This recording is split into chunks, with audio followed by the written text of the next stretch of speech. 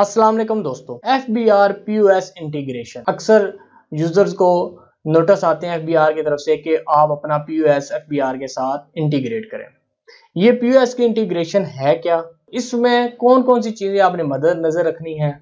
क्या ये FBR आपके पास आके कोई डिवाइस लगा के जाता है या FBR आपको सॉफ्टवेयर देता है जिसके अंदर आपने ये करना है, या इस किस तरह ये आप इस सारे को समझते हैं? इसके अंदर बहुत ज्यादा कंफ्यूजन यूजर्स के अंदर पाई जाती है कि ये POS की इंटीग्रेशन क्या है, ये किसने करनी है, FBR का इसके अंदर क्या रोल है, सॉफ्टवेयर के डेवलपर का इसके अंदर क्या रोल है और आपकी क्या इसके अंदर इनपुट चाहिए होती है। इन तीनों चीजों को डिटेल के अंदर मैं आपके साथ इस वीडियो के अंदर शेयर करूंगा।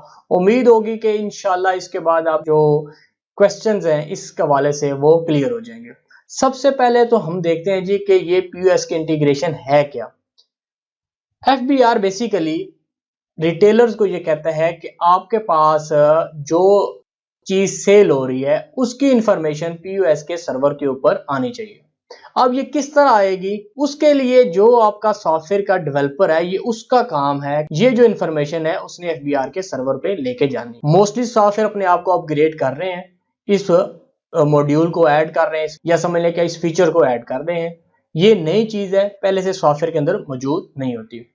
ये सिर्फ इसकी इंटीग्रेशन तक बात नहीं है, इसके पीछे एक पूरा मैकेनिज्म है कि आपने जो अपनी परचेजिंग के ऊपर आपने टैक्स आपने दिया है सप्लायर को, जो आपने सेल के ऊपर लिया है उनका जो डिफरेंस है, इस पूरे मैकेनिज्म को आपने FBR के साथ समझ ले शेयर करना होता है।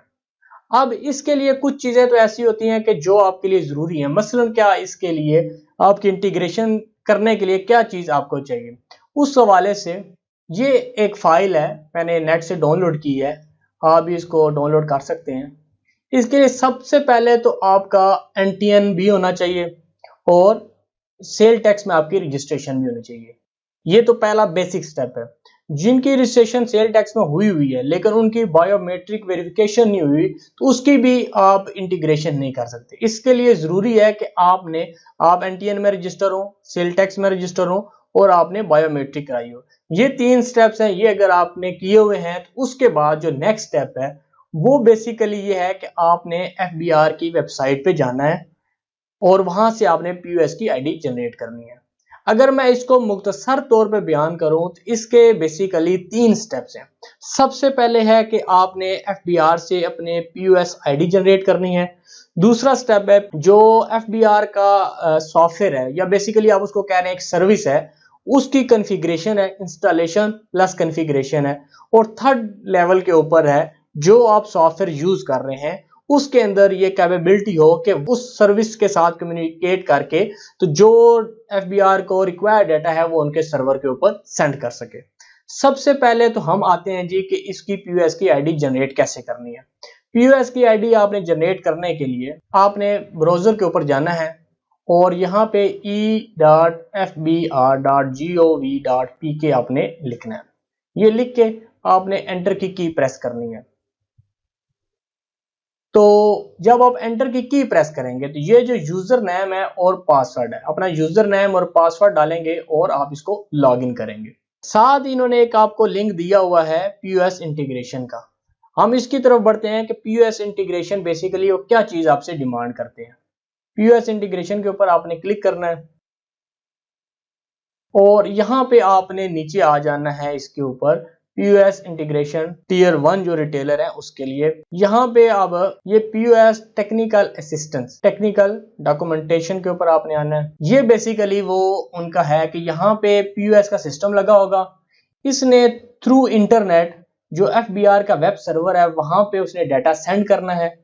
जब ये डाटा सक्सेसफुल FBR के सर्वर पे सेंड हो जाएगा तो रिस्पॉन्स के अंदर FBR का सर्वर उसको एक बिल नंबर समझ लें आप, या एक नंबर उसको सेंड करेगा।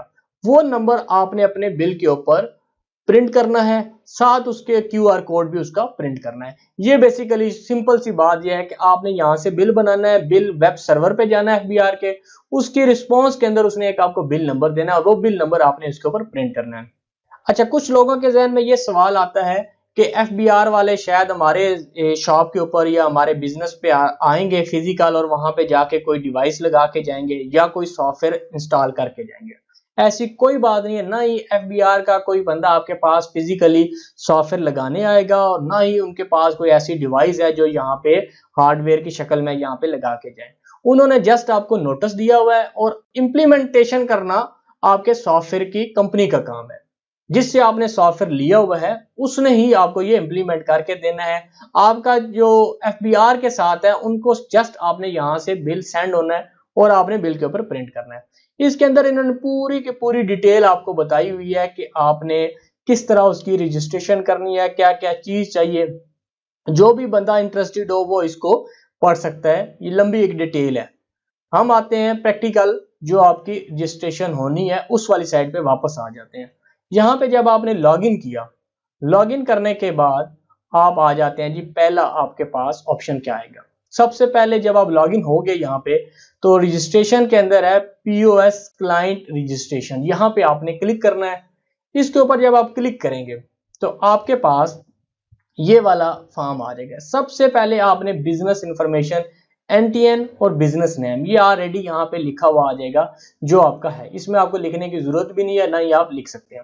ब्रांड नेम के अंदर आपने अपना ब्रांड का नाम लिखना है, शॉप का नाम है वो आपने लिखना है। प्रोडक्ट्स के अंदर आपने ये लिख देना है ये गारमेंट्स है, शूज है, फैब्रिक्स है या ग्रोसरी है, इस तरह के जो भी आप समझते हैं अपने बिजनेस के हवाले से तो वो आपने लिख देना। नेक्स्ट के अंदर आप मैन्युफैक्चरर हैं या नहीं है। मोस्टली जो रिटेल की शॉप है वो मैन्युफैक्चरर्स नहीं होती, इसलिए आपने नो करना होता है। एस्टिमेटेड एनुअल टर्नओवर कि पूरे साल में आप कितना आपका टर्नओवर होता है, तो ये आपने कोई एग्जैक्ट फिगर नहीं लिख सकते, ना ही आपको पता होती है एग्जैक्ट क्या है। एक आपने एस्टिमेटेड, आपने उन्होंने लिखा भी एस्टिमेटेड, तो ये कोई जरूरी नहीं है कि आपने बिल्कुल एग्जैक्ट लिखनी है। एस्टिमेटेड जो भी आप समझते हैं कि इतनी होगी तो वो आपने यहाँ पे लिख देनी है। इसके बाद जो number of transaction per day है, ये कि एक दिन के अंदर आपकी एवरेज कितनी बिल की ट्रांजैक्शन होती हैं तो वो आपने यहाँ पे लिखनी होती हैं। इसके बाद वेबसाइट है, अगर आपके पास वेबसाइट बनी हुई है तो वो एड्रेस दे देंगे, अगर नहीं भी बनी हुई तो आपने www करके डॉट आगे अपने बिजनेस का नाम लिख दीजिएगा और .com कर दीजिएगा। ये उनकी रिक्वायरमेंट है, इसके बगैर आगे आपको ये सेव नहीं करने देगा। इसके बाद जो पीओएस सॉफ्टवेयर का नाम है, जो आप सॉफ्टवेयर यूज कर रहे हैं उसका नाम, हमारे वाले केस में हम आईपीएस सॉफ्टवेयर लिखते हैं। जो सॉफ्टवेयर का फ्रंट एंड और बैक एंड टेक्नोलॉजी है वो आप क्या लिखते हैं, इसमें हम VB.NET और SQL सर्वर लिख देते हैं। बैक एंड इसका SQL सर्वर है। पीओएस की टाइप क्या है, क्लाइंट सर्वर है या वेब बेस है। हमारे वाले केस में हम इसको क्लाइंट सर्वर करते हैं। पीओएस सॉफ्टवेयर वेंडर, हमारा कंपनी और सॉफ्टवेयर प्रोडक्ट का नाम एक ही है, इसलिए हमने दोनों जगहों पे ये लिखा होता है। इन हाउस सॉफ्टवेयर डेवलपमेंट नो है, ये सब तब करेंगे कि अगर आप खुद ही अपने सॉफ्टवेयर की डेवलपमेंट खुद ही करते हैं, यानी कि आपकी शॉप भी अपनी है और सॉफ्टवेयर की डेवलपमेंट भी आपने खुद ही की है, बाहर से किसी थर्ड पार्टी से आपने लिया हुआ नहीं है, इसलिए मोस्टली तो आपने नो ही करना होता है। इसके बाद आ जाता है number of technical staff. Technical staff ये है जो कंप्यूटर ऑपरेटर है, डाटा एंट्री वाले हैं, अकाउंटेंट है, जो जिनका काम सॉफ्टवेयर से रिलेटेड है, उनकी आपने तादाद लिखनी है। एस्टिमेटेड ही समझ लें या आप इसको समझ लें, जो भी आप मुनासिब समझे, एक फिगर 2 3 4 जो भी अपने बिजनेस के हिसाब से आपने लिखनी है और इसको सेव करना है। अगर सेव करने के ऊपर आपको एरर आ रहा है तो आपने एक चीज ये देख लेनी है कि ब्रांड नेम के अंदर आपने AND यूज करना है, एम्पर का साइन या एंड का साइन यूज नहीं करना। इसी तरह जो नीचे लिखा हुआ है VB.NET स्लैश आगे आपने SQL सर्वर या कुछ नहीं लिखना, आपने कॉमा डाल के तो लिख देना है। इसके बाद यहाँ पे जब कॉन्टैक्ट इन्फॉर्मेशन पे क्लिक करेंगे तो कॉन्टैक्ट पर्सन जो भी आपका IT का बंदा है उसका आपने नाम लिख देना है, उसका मोबाइल नंबर लिख देना है, शॉप का आपने लैंडलाइन नंबर या PTCL का नंबर अगर आपके पास है तो वो आपने लिखना है। इसी तरह एक ईमेल एड्रेस आपने लिखना है और अपना एड्रेस लिख देना है। और यहाँ पे कॉन्टैक्ट टाइप के अंदर आ जाता है कि ये टेक्निकल है या किस तरह है, तो आपने इनको टेक्निकल के तौर पे इसको ये कॉन्टैक्ट टाइप में टेक्निकल कर दीजिएगा कि अगर कोई भी टेक्निकल चीज उन्होंने पूछनी होगी तो वो इस बंदे से पूछ सकते हैं। इसको जब आप ऐड करेंगे या मल्टीपल भी ऐड कर सकते हैं, एक टेक्निकल के तौर पे और बाकी दूसरों के हिसाब से आप। और इसके बाद आपने इसको जब ऐड करेंगे तो ये नीचे वाली लाइन के अंदर यहाँ पे नंबर आपका ऐड हो जाएगा। इसके बाद दोबारा आपने कोई दूसरा भी है उसकी टाइप और है तो आप वो ऐड कर सकते हैं। इसके बाद अगला स्टेप आएगा वो आपके पास आएगा ब्रांच इंफॉर्मेशन। इसमें से आपने बिजनेस ब्रांच आपने यहाँ पे उसका लिखना है, यहाँ पे अपना सिटी सिलेक्ट कर लेना है, जो भी आपका सिटी है, और वीक ऑफ डे है, आपकी शॉप किस दिन बंद होती है, फ्राइडे को बंद होती है, संडे को बंद होती है, जिस दिन भी बंद होती है वो आपने यहाँ पे उसको टिक कर देना है। यहाँ पे आपने सेक्टर सिलेक्ट कर देना है और ब्रांच का एड्रेस सिलेक्ट कर देना है। इसके बाद वही कांटेक्ट पर्सन जो आपने वहां पे पीछे सेव किए होते हैं वो यहाँ पे आपने दे देने हैं। और लैटिट्यूड और लॉन्गिट्यूड, अब यहाँ पे आम यूजर्स के लिए ये मसला होता है कि ये कैसे उसने लेना है, लैटिट्यूड और लॉन्गिट्यूड कैसे लेना है। ये एक वेबसाइट है mylocation.org, इसके ऊपर आपने आ जाना है, इसके ऊपर आपने क्लिक करके स्टार्ट टेस्ट का बटन दबाना है। ये आपसे परमिशन पूछ रहा है कि आपने इसको अलाउ करना है, यानी आपने इसको अलाउ करेंगे तो यहाँ पे ये आपका लैटिट्यूड आ गया और ये आपका लॉन्गिट्यूड आ गया। आपने यहाँ से इसको कॉपी कर लेना है और यहाँ पे आपने लैटिट्यूड के अंदर ये लिख देना है और इसी तरह जो लॉन्गिट्यूड है वो आपने यहाँ पे इसको पेस्ट कर देना है। ये latitude and longitude of Centaurus Islamabad, यहाँ पे जब आपने लिख दिया और इसके बाद जब आप ओके करेंगे तो ये आपके पास आ जाएगा। आपने यहाँ से ये कॉपी कर लीजिएगा और यहाँ से आपने ये कॉपी कर लीजिएगा। तो आप अपनी लोकेशन को भी आप लिख के लैटिट्यूड लॉन्गिट्यूड यहाँ पे भी आप इसको एग्जैक्ट कर सकते हैं। अपने प्लाजे का लिख लें, अपने पास जो भी मशहूर जगह है उसका आपने लेके तो वो आपने यहाँ पे लिख दीजिएगा।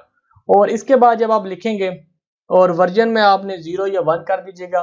फ्रेंचाइज अगर है तो आपने यस कर देना है, अगर नहीं है तो आपने नो कर देना है। इसके बाद स्टोर टाइमिंग में आपने अपनी टाइमिंग सेलेक्ट करके ऐड डिटेल के बटन के ऊपर आपने क्लिक कर देना है। इसके बाद जो अगला स्टेप आ जाता है वो आता है पीओएस डिटेल। ये जो है ना अक्सर यहाँ पे आके तो मुश्किल हो जाती है, पीओएस की आईडी जनरेट नहीं होती। इसके लिए एक वैसे मैं आपको एक ट्रिक बता देता हूँ। अगर आपकी पीओएस की आईडी जनरेट नहीं हो रही तो आप गूगल क्रोम की बजाय आप माइक्रोसॉफ्ट जो एज ब्राउजर है वो आप यूज करें। अगर विंडो 10 वगैरह यूज कर रहे हैं तो एज ब्राउजर इस्तेमाल कर रहे हैं या मोजिला को इस्तेमाल कर रहे हैं। अगर क्रोम के ऊपर आपको इसका इशू आ रहा है तो दूसरे ब्राउजर के ऊपर आ जाना है। पीओएस ब्रांच के अंदर आपने यहाँ से जब आप क्लिक करेंगे तो आपने जितनी ब्रांचेस ऐड की होंगी तो वो यहाँ पे लिस्ट आ जाएगी, आपने सिलेक्ट कर लेनी है। अगर एक ही है तो फिर आपने फर्स्ट वाली सिलेक्ट कर लेनी है। पीओएस आइडेंटिफिकेशन नंबर के अंदर आपने इसका जो भी काउंटर को आप नाम दिया हुआ है वो आपने लिख देना है। मोस्टली तो कैश काउंटर ही होता है, इसलिए आपने कैश काउंटर रख देना है। अगर आपके पास मल्टीपल काउंटर चल रहे हैं तो फिर पीओएस 1 या काउंटर 1 काउंटर 2 इस तरह के जिस चीज की आप आईडी जनरेट करते हैं तो उसका आइडेंटिफिकेशन नंबर आपने लिख देना है। पीओएस की टाइप आपने प्राइमरी करनी है। इसके बाद फिर एक और जो टेक्निकल चीज है वो होता है आपका मैक एड्रेस और आपका आईपी एड्रेस।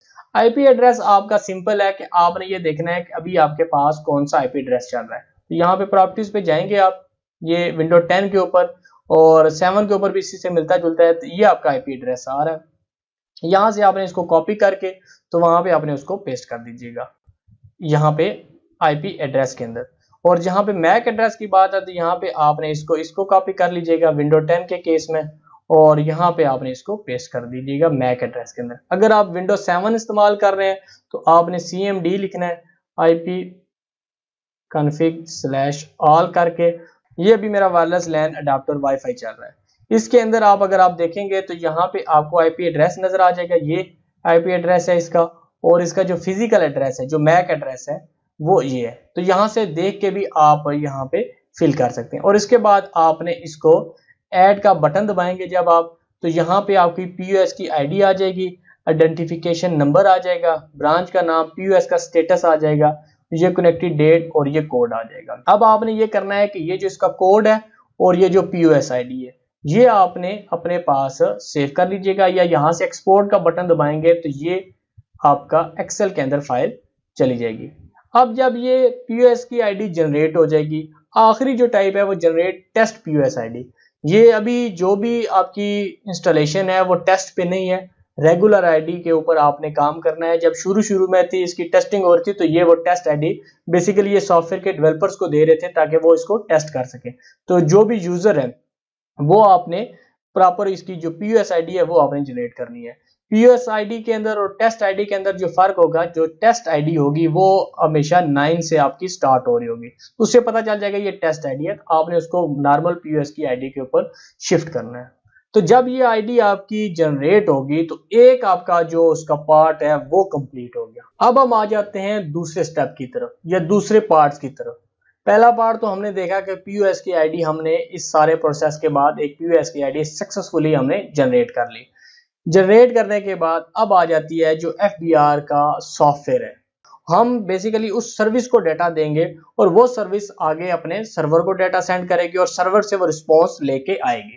ये जो मिडल में चीज है वो एफबीआर की सर्विस है, जिसको वो कहते हैं जी कि एफबीआर को आके सॉफ्टवेयर इंस्टॉल करके जाएगा या कोई डिवाइस लगा के जाएगा। वो यही चीज है जो एफबीआर की एक छोटी सी सर्विस है। उसका उन्होंने तरीका बताया हुआ है कि यहाँ पे आपने जब आप क्लिक करेंगे तो ये आपके पास डाउनलोड हो जाएगी ये वाली एफबीआर आईएमएस। ये जिप हुई होगी, आप इसको जब एक्सट्रैक्ट करेंगे तो ये आपके पास आईएमएस का सेटअप आ जाएगा। ये इस सर्विस को इंस्टॉल करने से पहले आपको सिस्टम्स के हवाले से कुछ आपकी बेसिक रिक्वायरमेंट्स हैं, वो आपको फुलफिल करेंगे। उसके बाद आपने ये सर्विस इंस्टॉल करनी है। वो क्या है, सबसे पहले देखें आपके पास ऑपरेटिंग सिस्टम होगा या विंडो 7 होगी या विंडो 10 होगी या इवन कभी जो लेटेस्ट 11 आ रही है। अगर तो आपके पास 10 या उससे ऊपर है तो आपको फ्रेमवर्क 4.5 करने की जरूरत नहीं है, ये ऑलरेडी इसके अंदर इंस्टॉल होगा। और अगर आपके पास विंडोज 7 है तो 4.5 आपने इंस्टॉल करना लाजमी है, लेकिन 4.5 इंस्टॉल करने से पहले आपको विंडो का सर्विस पैक 1 इंस्टॉल करना पड़ेगा। तो विंडोज 7 के ऊपर सबसे पहले आपने सर्विस पैक 1 इंस्टॉल करना है। उसका जो लिंक होगा 64 बिट का वो वीडियो की डिस्क्रिप्शन के अंदर आपको मिल जाएगा। ये सर्विस पैक 1 जब इंस्टॉल हो जाएगा उसके बाद आपने इसका 4.5 जो फ्रेमवर्क है वो आपने इंस्टॉल करना है। उसका भी लिंक वीडियो की डिस्क्रिप्शन के अंदर मैं आपको दे दूंगा। दो चीजें हो जाएंगी। इसके बाद जो तीसरी चीज आपने इंस्टॉल करनी है या इसका जो फीचर है वो इनेबल करना है वो है इंटरनेट इंफॉर्मेशन सर्विस। उसको आपने कैसे करना है, जब ये दो काम हो जाएंगे तो आपने यहाँ पे appwiz.cpl करना है और यहाँ पे turn window features on off के अंदर जाके तो ये आपने यहाँ पे इंटरनेट इंफॉर्मेशन सर्विस इस पे क्लिक करके तो यहाँ से ओके कर देना। इंटरनेट अगर आपका चल रहा हुआ तो ये थ्रू इंटरनेट ये फीचर आपका इनेबल कर देगा। अब हम दोबारा आ जाते हैं सर्विस की इंस्टॉलेशन की तरफ। आपने ये नीचे वाला सेटअप आपने इसको रन करना है। जब आप सेटअप इसका रन करेंगे तो ये यहाँ पे आ जाते हैं। इसको जब आप सेटअप रन करेंगे इसको तो ये इस तरह आपने नेक्स्ट करना है, कंप्लीट का बटन दबा के नेक्स्ट कर देना है। अब यहाँ पे आ जाती है पीयूएस की आईडी। पीयूएस की वो आईडी जो हमने पीछे जनरेट की थी और आखिर के ऊपर जो उसका एक्सेस कोड था, यानी कि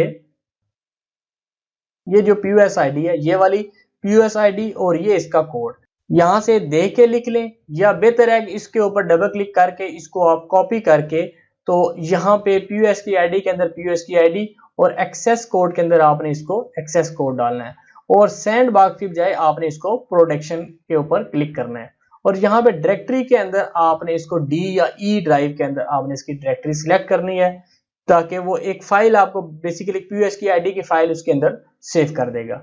सी के अलावा आपने डी या ई में कोई भी करके इंस्टॉल का बटन आपने दबाना है। जब इंस्टॉल का बटन आप प्रेस करेंगे तो यहाँ पे नीचे आपको सक्सेसफुल कॉन्फ़िगरेशन का मैसेज दे देगा, आपने देख लेना है और यहाँ से फिर आपने इसको क्रॉस कर देना है। और जब ये सक्सेसफुल इंस्टॉल हो जाएगी तो उसका क्या होगा कि आपकी जो सर्विसेज है विंडो की, यानी कि आपने यहाँ पे लिखेंगे सर्विसेज और सर्विसेज में आके तो आपने F का बटन प्रेस करना है। जब आप F का बटन प्रेस करेंगे फिजिकलाइजेशन सर्विस के नाम से ये सर्विस आपकी यहाँ पे रनिंग में होगी। तो ये सर्विस बेसिकली इंस्टॉल हो जाएगी आपके सिस्टम के ऊपर।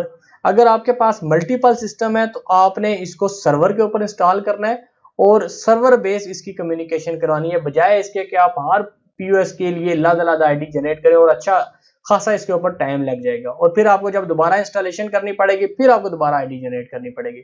इसलिए उस परेशानी से बचने के लिए आप अपने सर्वर के ऊपर आईडी इसकी जनरेट करें और बाकी सिस्टम को थ्रू नेटवर्किंग आप कम्युनिकेशन करवाएं। तो ये सर्विस आपकी इंस्टॉल हो गई है। अब पीयूएस की आईडी भी जनरेट होगी और जो एफबीआर की सर्विस है वो भी इंस्टॉल होगी। यहाँ तक जो काम था तमाम जो सॉफ्टवेयर वाले हैं, चाहे किसी भी कंपनी का सॉफ्टवेयर होगा, ये सारों को ये स्टेप करने पड़ेंगे। जब आपने ये सर्विस को इंस्टॉल कर लिया, कॉन्फ़िगर कर लिया, तो अब आ जाती है बारी आपके सॉफ्टवेयर की तरफ। तो सॉफ्टवेयर ने क्या करना है, जो एफबीआर डिमांड करता है सॉफ्टवेयर कंपनी से, वो ये कहता है कि जब भी कोई बिल बने इस सिस्टम से जो एफबीआर के साथ सिस्टम लिंक है तो ये वाली इंफॉर्मेशन उनके सर्वर पे जानी चाहिए। ये देख लें, कुछ ऑप्शनल है, कुछ उसकी कंपल्सरी है इंफॉर्मेशन जो आपने भेजनी है। तो ये वाली इंफॉर्मेशन उनके सिस्टम के ऊपर जाएगी, या आप चेक कर लीजिएगा डिटेल के अंदर क्या क्या इसके अंदर चीजें हैं। और बेसिकली यही चीज है जो सॉफ्टवेयर कंपनीज ने, सॉफ्टवेयर हाउसेज ने जो डेवलप करनी है अपने सॉफ्टवेयर के अंदर। ये एफबीआर के पास कोई पीओएस का सिस्टम नहीं है जो किसी के पास जाके तो उन्होंने इंस्टॉल कराना है। उन्होंने जस्ट वो सर्विस है जो सॉफ्टवेयर की कंपनी ने डाउनलोड करनी है, कॉन्फ़िगर करनी है, और फिर अपने सॉफ्टवेयर के थ्रू ये वाली इंफॉर्मेशन एफबीआर के सर्वर के ऊपर सेंड करनी है। ये सारी चीजें उसके अंदर आपको नजर आ जाएंगी। बेसिकली ये उसके लिए है जो सॉफ्टवेयर के डेवलपर्स हैं उनके लिए उन्होंने एक तरीका बताया हुआ है या मेथड बताया हुआ है कि आपने उसकी कॉन्फ़िगरेशन किस तरह करनी है या इंटीग्रेशन किस तरह करनी है, और ये सारा उसका तरीका आपने देख लेना है। अब जब ये सारा कुछ सक्सेसफुल सेंड हो जाएगा तो आगे क्या होगा। अब तीसरे पार्ट के अंदर हम जब आते हैं तो हम ये देखते हैं कि बिल के अंदर आपकी क्या तब्दीली आती है नॉर्मल बिल में और जो एफबीआर के साथ लिंक हुआ हुआ सिस्टम है उसके बिल में क्या डिफरेंस है। सबसे पहले तो आपने ये चीज देखनी होगी कि जो एफबीआर का सिस्टम लिंक हुआ होगा, जब वो बिल सक्सेसफुल सेंड हो जाएगा तो उसके बदले में वो आपको एक एफबीआर का इनवॉइस नंबर और नीचे उसका क्यूआर कोड आपने उसको प्रिंट करना है। अच्छा, ये बिजनेस टू बिजनेस इसकी जो बिल की सेटिंग है वो मुख्तलिफ होगी। अभी जिस तरह ये रेस्टोरेंट है, रेस्टोरेंट में तमाम आइटम्स के ऊपर फ्लैट टैक्स लगता है 7.5%, और जब 7.5% लगता है टोटल जो बिल बनता है उसके नीचे आपने टैक्स मेंशन करना होता है 7.5%, और उसकी 7.5% की ये अमाउंट बनती है। लेकिन अगर आपका गारमेंट्स है और उसके अंदर भी जो आपकी टैक्स है वो भी आपका फ्लैट टैक्स लगता है जो 12% है, या जो भी उसकी परसेंटेज है वो भी तमाम आइटम्स के ऊपर आपका सेम लग रहा होता है। बेसिक चीज ये है कि आपने टोटल एक्सक्लूसिव ऑफ जीएसटी जो बिल है वो कितना बना, जीएसटी का टोटल कितना बना और पेमेंट कितनी दी। इसी तरह इसके नीचे भी आपने लिखना है एफबीआर का जो इनवॉइस नंबर है, आगे उसका जो कोड है, और पीओएस रजिस्ट्रेशन REGG इसमें मिस है, बेसिकली ये रजिस्ट्रेशन लिखा हुआ है। नीचे इसके पीओएस रजिस्ट्रेशन नंबर आप लिखना चाहें तो आप लिख सकते हैं, अदरवाइज इसकी इतनी जरूरत नहीं होती। जो मेन चीज है वो आपने एफबीआर का इनवॉइस नंबर और ये आपने लिखना है, ये गारमेंट्स के लिए। लेकिन जब आप आ जाते हैं मार्ट के ऊपर, अब मार्ट में बहुत से आइटम्स होते हैं और उनकी जो टैक्स की परसेंटेज है वो भी मुख्तलिफ होती है, और कुछ आइटम्स ऐसे होते हैं जो एग्जेम्प्ट होते हैं जिनके ऊपर जीएसटी नहीं होता, और कुछ के ऊपर होता है, और कुछ के ऊपर जो टैक्स होता है वो आरपी पे लगता है, कुछ टीपी पे लगता है। तो ये उसमें सबसे ज्यादा जो कंफ्यूजन है वो ग्रोसरी स्टोर्स हैं उनके लिए। वक्त के साथ साथ ये तब्दील भी होती रहती है, इसमें वेरिएशन भी है। अभी हो सकता है किसी आइटम के ऊपर ना हो और बाद में उसके ऊपर ऐड हो जाए, और जिस पे है हो सकता है उस पे खत्म हो जाए। तो इसका बिल ज्यादा जरा कॉम्प्लिकेटेड है। इसमें आपने बताना है कि एक्सक्लूसिव ऑफ जीएसटी प्राइस कितनी है, जीएसटी कितने परसेंट आपने लगाई है, उसकी क्या अमाउंट बनती है, इंक्लूसिव ऑफ जीएसटी इसकी क्या अमाउंट बनती है।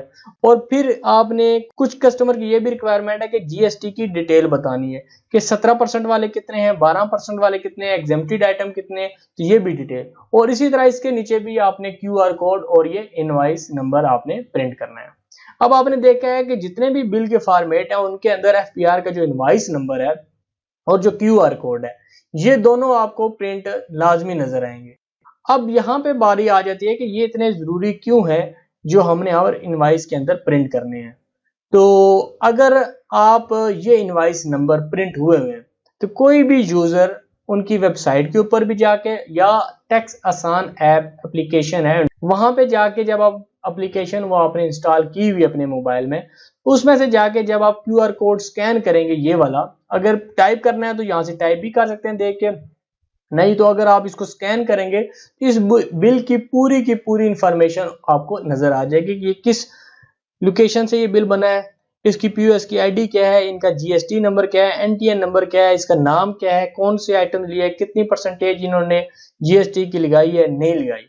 अगर कोई भी यूजर आपकी कंप्लेंट करवाना चाहता है तो उधर ही ऑप्शन बना होता है कि ये फेक मिसाल के तौर पर कैलकुलेशन हुई है या ये बिल नहीं है, तो आप उधर से ही कंप्लेंट उसकी कर सकते हैं।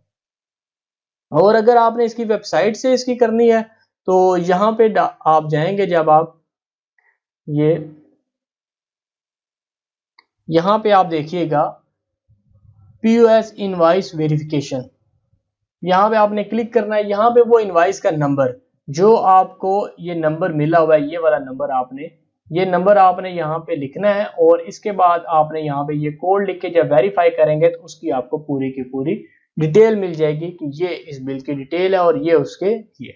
तो ये है बेसिकली सिस्टम कि आपने पीओएस की आईडी कहाँ से जनरेट करनी है, उसकी कॉन्फ़िगरेशन कैसे करनी है और फिर सॉफ्टवेयर के अंदर आपने क्या करना है।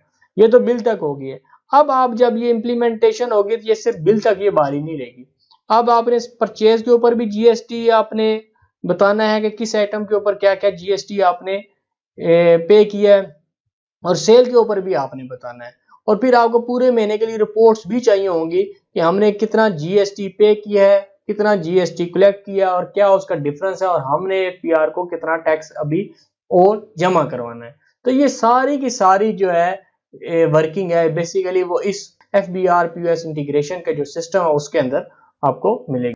उम्मीद है दोस्तों कि मेरी ये आपको वीडियो पसंद आई होगी। कमेंट्स के अंदर जरूर इसका इजहार कीजिएगा। अल्लाह आपका आमीन नासिर हो। अल्लाह हाफिज।